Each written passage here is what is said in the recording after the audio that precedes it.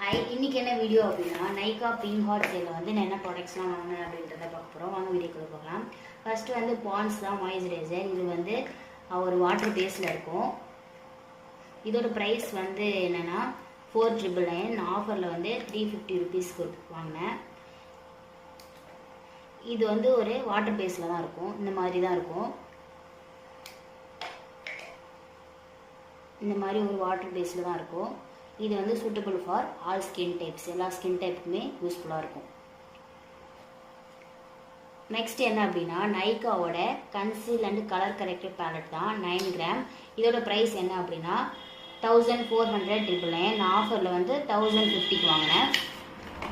இது வந்து இதில் என்னென்ன ஷேட்லாம் இருக்குன்னா மீடியம், ஃபேர் டோன், அப்புறம் கன்சீல், கலர் கரெக்டர் எல்லாமே இருக்குது.